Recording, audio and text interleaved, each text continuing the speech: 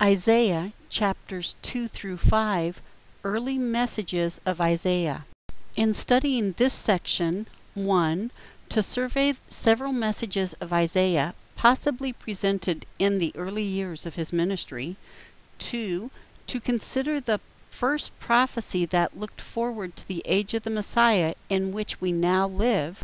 3. To introduce foreshortening and figurative language as concepts to understanding biblical prophecy. The next 4 chapters, 2 through 5, contain messages which speak of both the future and the present of Judah and Jerusalem.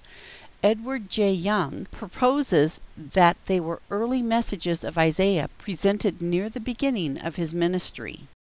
The first message is one of great hope, in which Zion's glorious future is foretold. The mountain of the Lord's house will be established in the latter days, in which the word of the Lord will go forth from Jerusalem. Many will want to go up to the mountain of the Lord to learn of his ways and walk in his paths of peace.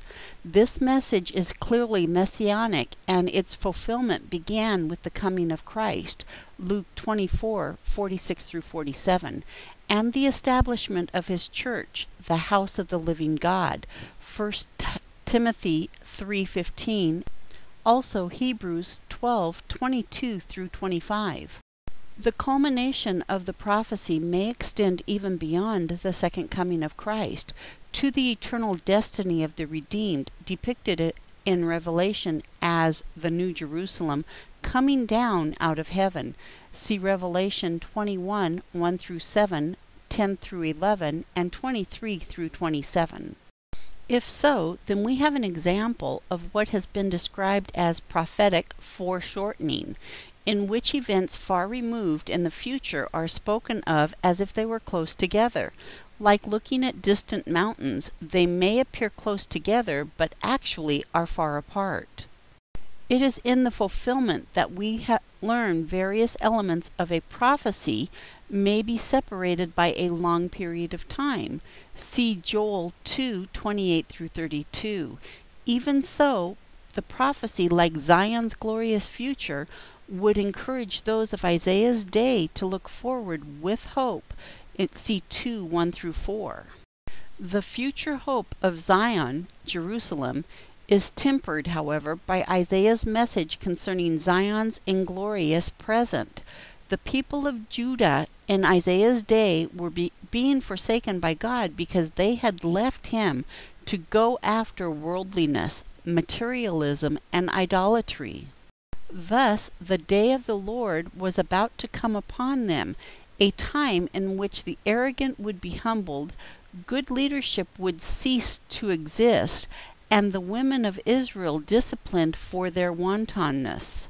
Yet the purpose of this judgment was to purify, and the remnant could look forward to blessings of the branch, the Messiah, 11:1, described in figurative terms that could be understood by and give hope to Isaiah's original audience. See 2:5 through 4:6. The reality of impending judgment is driven home by a message that begins with a song depicting the relationship between God and Judah. The beloved God has built a vineyard and planted a choice vine, Judah, that produced wild grapes, sin. The beloved is therefore forced to lay waste the vineyard.